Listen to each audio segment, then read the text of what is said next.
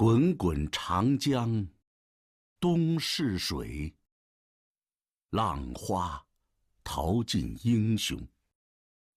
是非成败转头空，青山依旧在，几度夕阳红。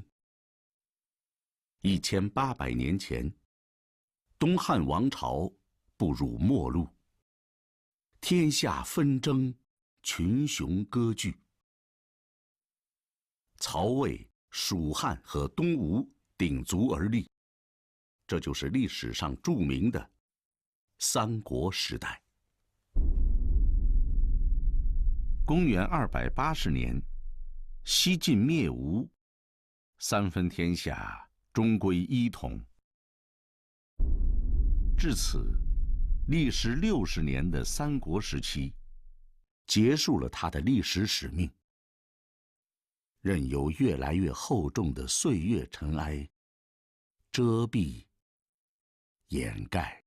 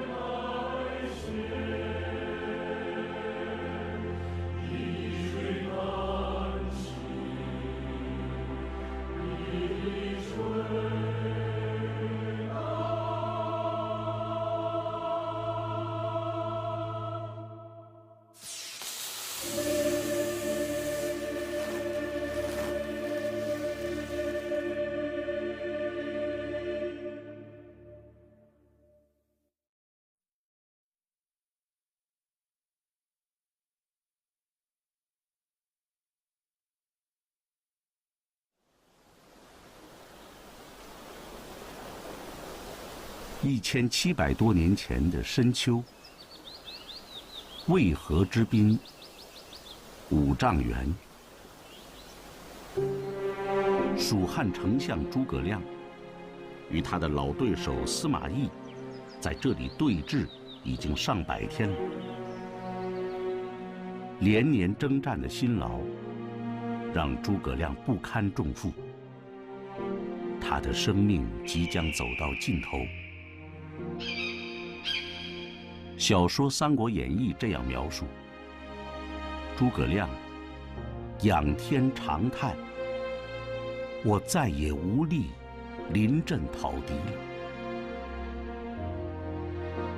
夜幕降临，一颗赤色的将星，光芒有角，划过天际，坠于蜀营内，隐隐有声。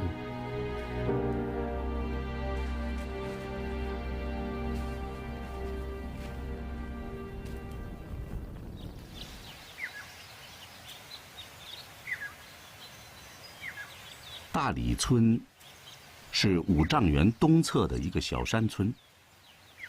达喜全是这个村子里的木匠。15岁那年，他听村里老人们讲，三国蜀汉丞相诸葛亮发明的一种运输工具，叫木牛流马。无论多么崎岖的山路，木牛流马都能如履平地。倍感新鲜的达喜全突发奇想，他也要造一个木牛流马。这就是诸葛亮在上房谷这儿制造的木牛流马。这木牛流马，达喜全文化程度不高，一开始只能听评书、看小说，最后非常吃力地阅读起史籍《三国志》中有关木牛流马的描述。这回就不怕你山道崎岖了。30多年过后，经过无数次失败，他终于成功地研制出仅靠杠杆驱动的木牛流马。他怎么能把这做出来？能给这19万大军把两能用起，这是他很生气，值得去研究去想想这个事情。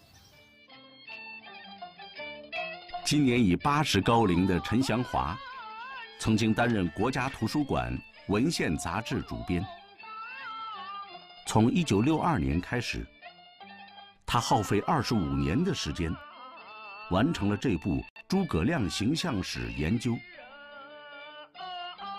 当代著名历史学家缪岳曾说，陈祥华积25年之功力，写成此30万言之专著。也许有人觉得这未免太笨了，但我愿意以这种笨的治学精神，推荐于有远志的青年学人。大家都知道，一个诸葛亮的草船借箭，再一个空城计，大家人人都知道。实际上，这两个故事都不是诸葛亮，诸葛亮都没有这个借箭过，也没有在唱这个空城戏。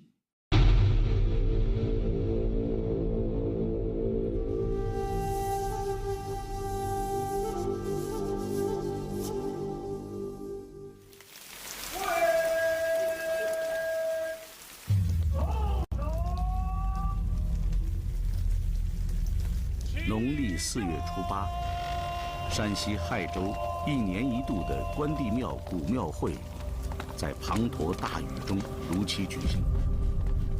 人们簇拥着3尊明清时代的关帝圣像，巡游在亥州城的大街小巷。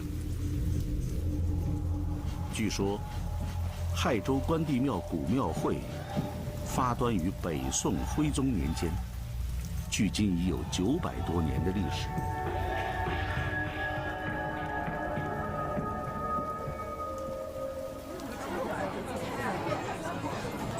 传说中的关老爷住的道。你看一下，老爷的道一定要正好，一定要靠汉呀，真的很棒。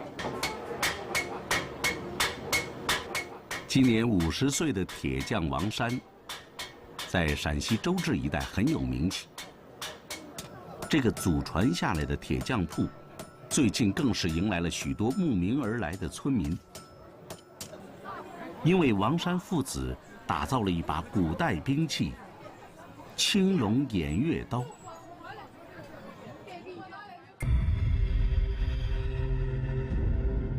关羽勇冠3军，万人之敌，这是确切的历史记载。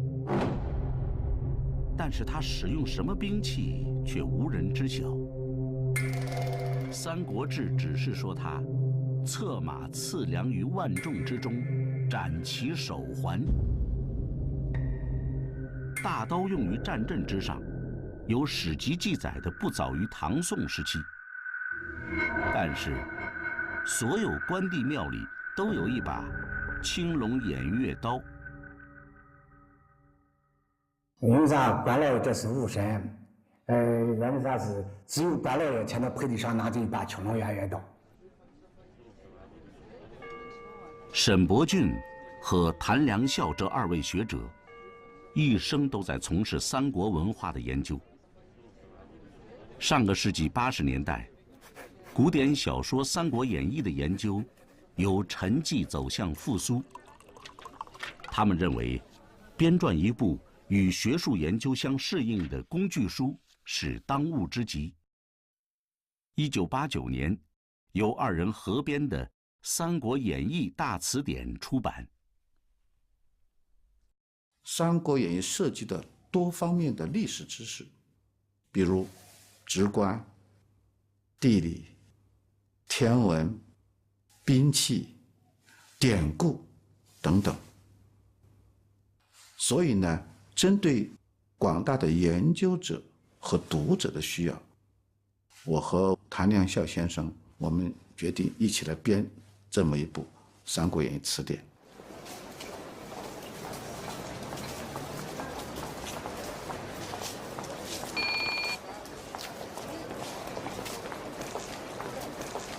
横山光辉在日本是一位家喻户晓的漫画家。从1971年开始，37岁的横山光辉以《三国志》为题创作的漫画，在《希望之友》等杂志连续刊载，长达15年之久。他的漫画在日本掀起三国热潮，仅单行本发行就达5000多万册，几乎平均每个日本家庭都有一套。直到今天，漫画《三国志》文库版和再版新书还在发行，并且依然畅销。另一个对青少年影响极大的三国作品，是由日本光荣株式会社研发的《三国志》系列游戏。这套游戏最早发行于1985年，产品一经上市就引发轰动，成为青少年追逐的目标。到2016年，这款三国游戏已经发行了13个版本，仍然受到世界各国，包括中国玩家在内的热切追捧。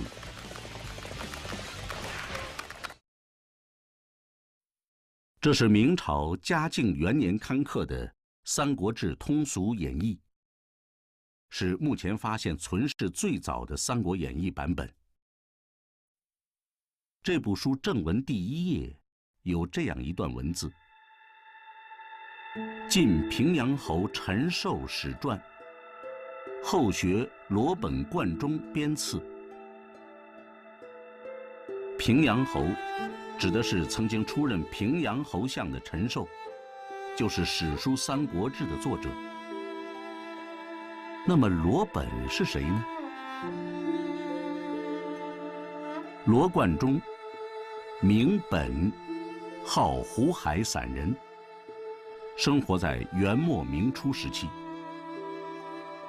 对于他的身世以及他的创作经历，今天的人们并不是十分确切的了解。研究者只是从他创作过杂剧和小说的经历来推测，他应该是被称作书会先生的职业文人。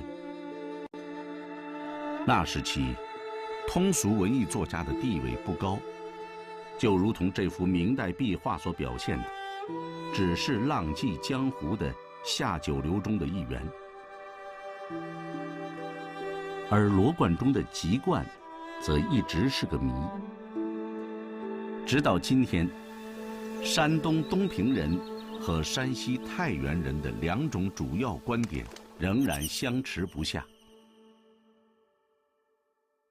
尽管罗贯中只是当时的一个下层文人，平生遭际是不顺的，他没有进入官场，但是呢，他在艺术上的创造，他的成就和影响，却远远超出了同时诸多民工巨卿风云之士。一部《三国演义》就是他享有不朽的声名，完全有资格进入中国文学史乃至世界文学史不朽作家的行列。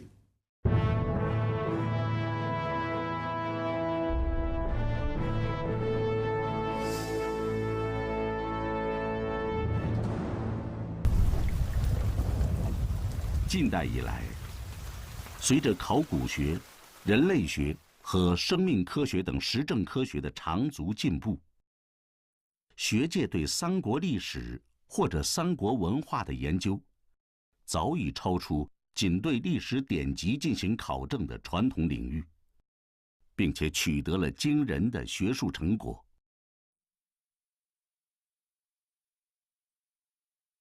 2013年，权威国际学术杂志《人类遗传学报》刊登了一篇论文，引发世人关注。论文内容是关于曹操家族遗传基因 DNA 研究的最新成果。主持这项研究课题的是复旦大学历史学教授韩生和人类学教授李辉。全国有多少曹姓？一调查呢，770万。我们重点查曹氏族谱，传下来110多份，全查啊，看他这个到底这个曹姓怎么来的，有哪些是曹操的后人的，啊，他在今天的分布的情况怎么样？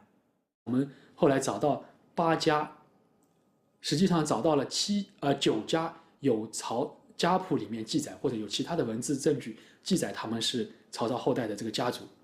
结果一测发现有7家是一样的，而且他们做出来的代表的家族标记的这个 Y 染色体类型啊，叫做 O2 星F1462这个类型，在普通的汉族里面是很罕见的。DNA 检测的比对样本十分关键，也就是说，主人公曹操的 DNA 从哪里提取呢？上个世纪70年代，安徽亳州发掘的曹氏宗族墓中，出土了2颗牙齿。据考证，是曹操的叔祖父曹鼎的牙齿。课题组对这颗牙齿也进行了 DNA 检测，它也同样具有那种罕见的染色体。这样一来，100%地证明曹操的 Y 染色体就是这种类型。做曹操是一只麻雀，我们只是解剖一只麻雀，我们要打通的是用遗传生物学研究历史，要打通这条路。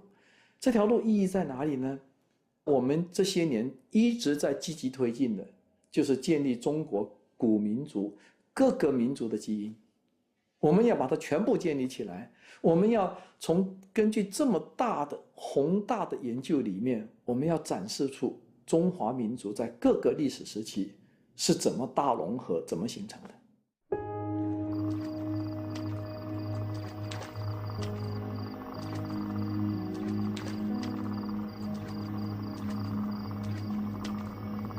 斜阳古柳赵家庄，复古盲翁正坐场。死后是非谁管得？满村听说蔡中郎。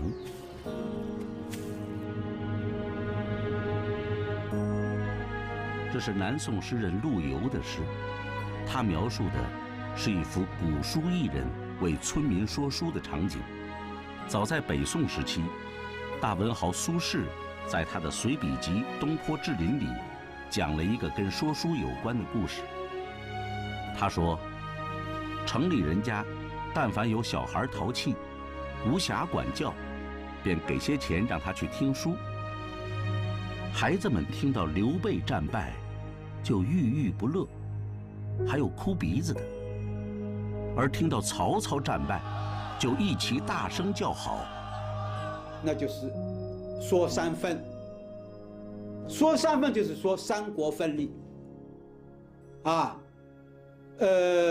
也有一个著名的演员叫做霍思旧这就说明，在北宋的瓦子勾栏里面，《三国志》的故事已经成为讲史的热门话题，成为一个招牌性的节目。此人姓刘，名备，字玄德。上个世纪80年代，著名评书表演艺术家袁阔成在广播电台演播的评书《三国演义》轰动一时，那也是三国的一个高潮。每到中午12点半长书联播时间，各个城市万人空巷。可以说，那个年代绝大多数中国人都听过他播讲的《三国演义》。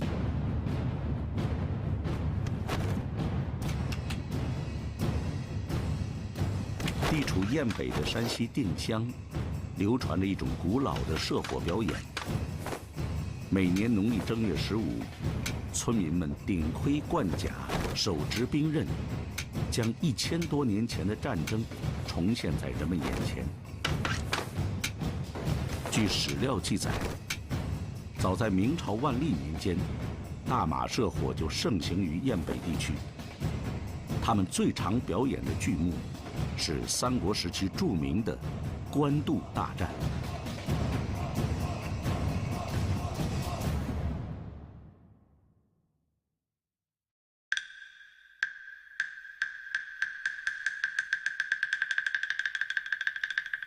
小说《三国演义》成书400多年后，随着京剧的诞生，1000多年前的三国故事开启了属于它的黄金时代。梨园行有句俗语，叫做“唐3000，宋800，数不尽的三列国”，意思是戏曲舞台上演绎的故事以三国戏为最多。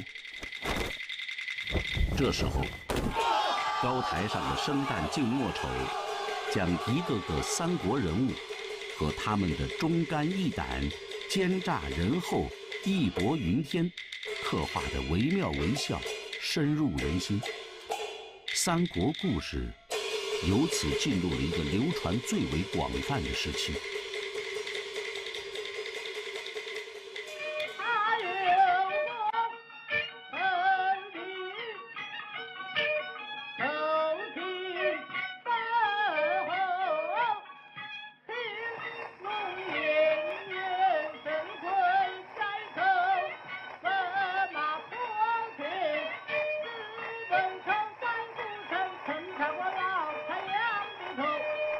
这张唱片是京剧《甘露寺》当中乔玄的经典唱段，演唱者是著名的京剧演员马连良。1930年，这张唱片刚一上市发行，就大获戏迷们的好评。可是，很快有人向马连良指出，这段唱里他有个二弟寿亭侯是错的。寿亭侯的前面少一个汉字，应该唱作他有个二弟汉寿亭侯。马连良向行家请教后，立即要求唱片公司销毁片目，并且将尚未售出的唱片全部买回来，由他亲手划下了这道深深的印痕。有人对此非常惋惜，马连良却说，虽然只是一字之差，若是以讹传讹，岂不贻害后人？说汉寿亭侯这样的断是不对的，他不是汉代的寿亭侯，不是这个意思。汉寿是个地名，亭侯不是爵位很高的侯，亭嘛就是比县还小的一级单位，所以汉寿这个亭的这个地方的一个侯叫侯爵。其实，这一字之差，并不是马连良的错。现在流行的《三国演义》，大多是经过清人毛宗岗父子批注校改的版本。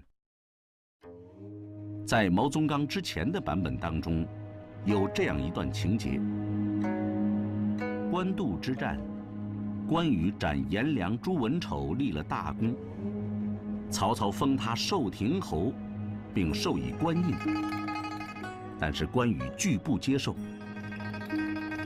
于是，曹操在寿亭侯前加了个汉字。关羽笑着说：“丞相知无益也。”这才欣然拜领。相信这样的描写是作者罗贯中的煞费苦心。他为了突出关羽降汉不降曹的忠义之情，抓住这个汉字大做文章。一个汉字的增减，使得关羽的品格顿时高大了许多。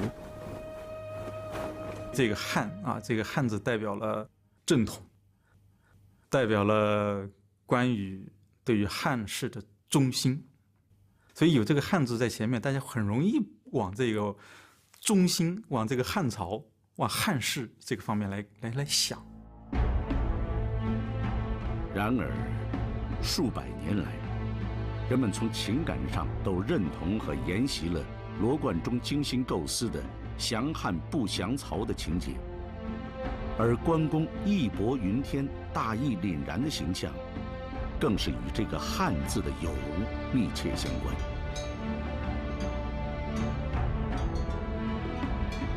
当三国时代的历史烟云渐渐消散，数百位名留青史的三国人物中，最终唯有关羽称王封圣，享尽了天下人间香火。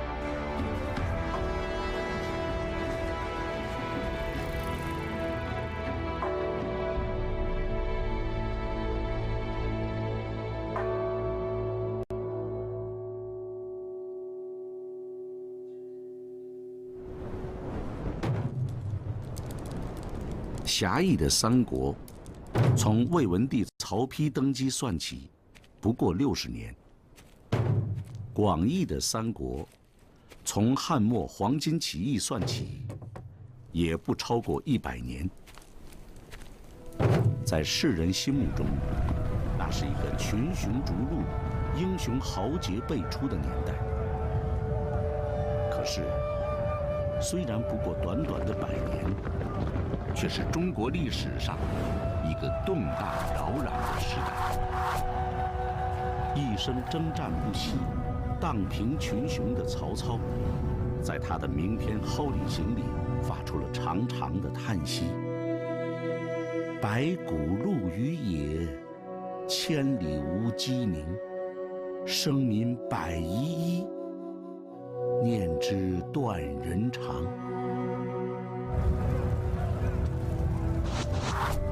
就是这短短的100年，战争、疾疫、灾荒和饥馑，不仅使社会经济遭到极大的破坏，全国的人口数量在这期间也出现了急剧的下降。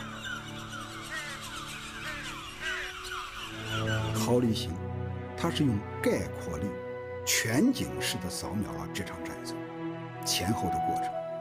他跟我们旁观者不一样，他是亲历者，他知道整个过程发生的背景，他也知道这个结果是他不愿意看到的一个结果。也正是站在这个层面上，我们说中兴在《古诗归》当中说，这首诗是汉末实录真实实言。东汉末年，就是三国这一段时间，人口大幅度的减少。这个减少数字不是一般的减少，大幅度的减少，从5900多万，官方统计的5900多万，下降到不到1000万，只有700多万人口。人口减值的这么快，那就是战争的原因嘛。战争、瘟疫、饥饿啊都来了，民不聊生，甚至导致人吃人，对吧？那三国时候也人吃人嘛，对吧？反正战乱就要人吃人的。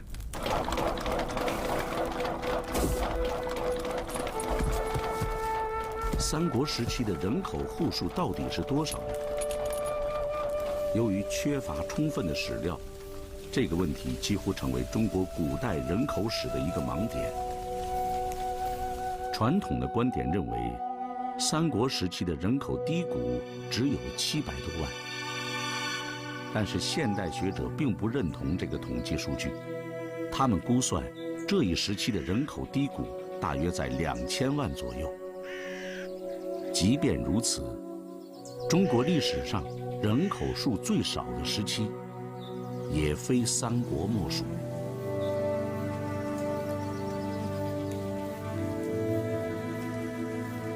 这段历史，我们现在的一般的传播观念是，就是这是一段英雄辈出的时光啊，就是出现了很多了不起的人物啊。但是，其实我们如果找到一些角度，深入到这段历史，我们就会发现其实三国的历史是中国人的一段巨大的历史悲剧。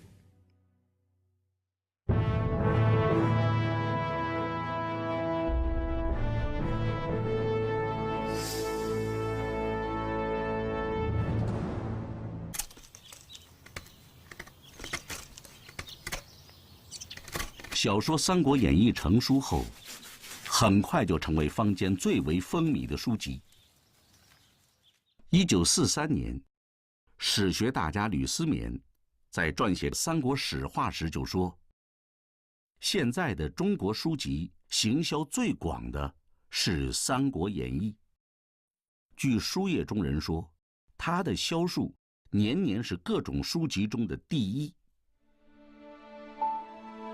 不仅在中国如此，当《三国演义》传到近邻东亚各国时，也广受欢迎。特别在日本、朝鲜和越南，其流行程度甚至比中国还有过之。日本和韩国至今还保存着在中国已经失传的多种《三国演义》早期版本。作为《三国演义》前身的《三国志平话》，最早见于记载的不是中文典籍，而是14世纪高丽时代的一本汉语教科书《老启大》。书中有一段讲述高丽商人在北京买书的情节，文中所列书目中就有《三国志平话》。这就是那本高丽商人要买的《三国志平话》，它刊刻于距今近700年前的元代英宗至治年间，现在作为孤本收藏于日本内阁文库。而小说《三国演义》传入日本的时间，大约在17世纪的前半叶。1691年，全文翻译的第一部外国小说日文《三国演义》，在京都立山一右卫门书房印刷出版。这也是世界上第一部《三国演义》的外文译本。三国志は日本の出版界では非常に大きなテーマの一つになっています。三国志演義の翻訳書は5、6種類も日本で出版されていますし、その中でも1972年に出版された辰馬正介先生の本は何回も翻訳を重ねていて、その辰馬先生の三国志演義を元とするような三国志に関わる本というものは全てで100万冊を超えるほど出版されているんです。第二次世界大戦以降、日本で三国志というと長い間吉川英治の小説の三国志を指すことが多かったということがあります。で、吉川英治の三国志そのものは三国志演義をもとに出来上がっているんですけども、吉川英治自身のアレンジですね、それが非常に多く加わっている部分があります。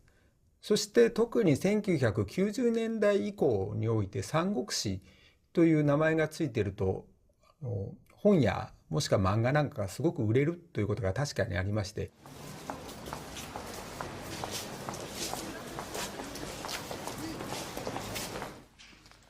已有130年历史的日本二松学社大学，有一个专门学习《三国演义》的研究班。这6名学生从小就痴迷《三国演义》，大学3、4年级能够专心研读中文原著，也是实现了他们儿时的一个梦想。依照三国班的惯例，伊藤教授会根据每位学生的个性，从众多三国人物当中，给他们挑选一个恰当的名字。现在点名：张飞到，诸葛亮到，陈宫到，刘备到，孙权到，夏侯渊到。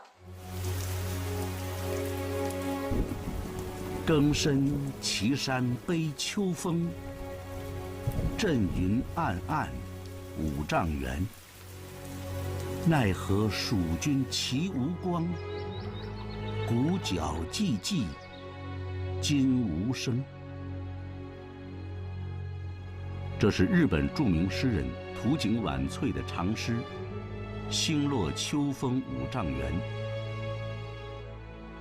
明治年间，在日本被节选收进中学课本，并且谱成了曲，广为传唱。对于日本人来说，最受喜爱的三国人物，不是关羽，也不是赵云，而是蜀汉丞相诸葛亮。甚至可以说，日本的三国热，其实是诸葛亮热。三国志の物語の中にはたくさんの英雄人物がいます。日本人はなぜ諸葛孔明が好きなのでしょうか。私は2つの理由があると思います。一つは諸葛孔明の劉備に対する忠。もう一つの重要な理由は諸葛孔明の身の上に起こった悲劇性です。公元227年，诸葛亮率蜀汉大军准备北伐曹魏的时候，他上表后主刘禅：“臣本布衣，躬耕于南阳，苟全性命于乱世，不求闻达于诸侯。”人们由此得知，诸葛亮的躬耕地在南阳郡。东晋史家习早齿在他的《汉晋春秋》中说：“亮家于南阳之邓县，在襄阳城西20里，号曰隆中。”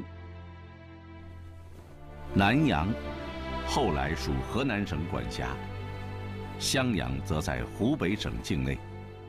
两地都分别建有供后人祭祀诸葛亮的武侯祠，而且都是全国文物保护单位。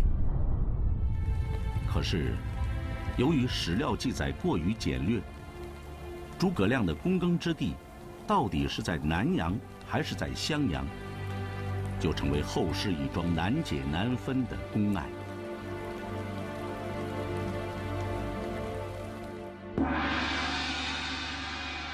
清朝道光年间，湖北人顾嘉恒出任南阳知府。他对鞠躬尽瘁、死而后已的诸葛亮十分敬佩，处处以诸葛亮为楷模，勤政廉洁，保地方平安，造福一方百姓。在他任内，河南和湖北两省的文人对诸葛亮躬耕地的归属争论异常激烈，各自引经据典，都以把躬耕地列入本省为荣。这种争论既是学术之争，却也免不了地方义气之争。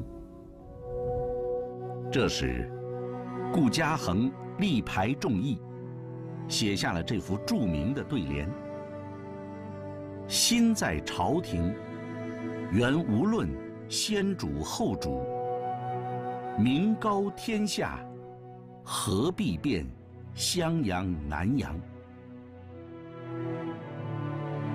如同唐朝大诗人刘禹锡在他的名篇《陋室铭》中所说：南阳诸葛庐，西蜀子云亭。孔子云：何陋之有？在刘禹锡看来，名高天下的诸葛亮具备传统儒家所要求的最高道德标准，他高尚的德操才应该是后世敬仰的典范。南阳襄阳之争争了有几百年了，他们到底争的是什么呢？从实质上说，他们争的是对诸葛亮的敬仰和崇拜，争的是能生活在诸葛亮躬耕地上的一种荣耀，一种自豪。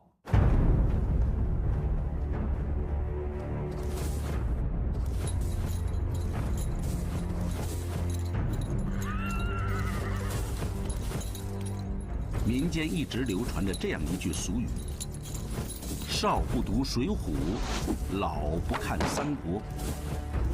大意是告诫上了年岁的人，《三国演义》充斥着尔虞我诈的权谋、勾心斗角的权术。实际上，这是一种偏见。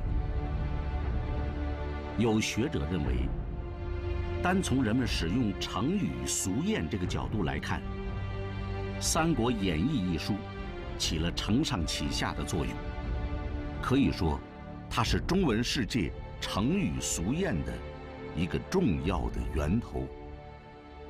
中国的一些成语，其实是从三国的历史中演化而来的，譬如“老骥伏枥”、“志在千里”、“鞠躬尽瘁”、“死而后已”、“如鱼得水”，也有些是直接从《三国演义》里面来的，譬如“初出茅庐”、“万事俱备，只欠东风”、“赔了夫人又折兵”。还有一些俗谚是从三国故事中引申而来的，表达了老百姓的理解和评价，譬如3个臭皮匠顶个诸葛亮，周瑜打黄盖，一个愿打，一个愿挨。所以说，《三国演义》就像一个巨大的湖，汇集了诸多水源，融会贯通，奔流到海，一直影响到我们今天生活的点点滴滴。这些耳熟能详的词语，从童年时代就开始融入每一个中国人的生命当中，伴随着人们一同成长。它不仅丰富了中国人的语汇，更是潜移默化地雕琢塑造着整个民族的性格。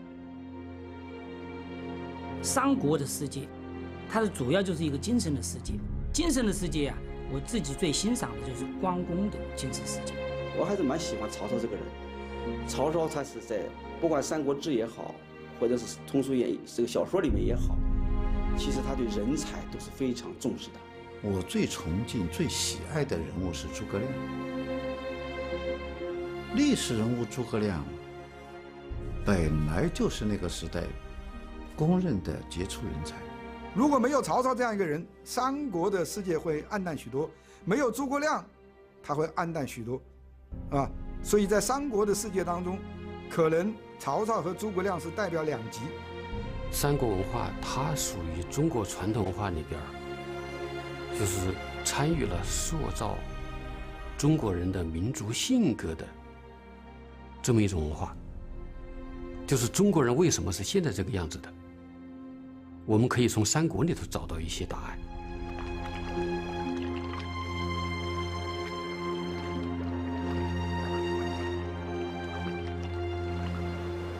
公元280年，西晋大将王浚率军直抵东吴都城建业。吴帝孙皓奉表请降，鼎峙而立的三国时代就此戛然而止。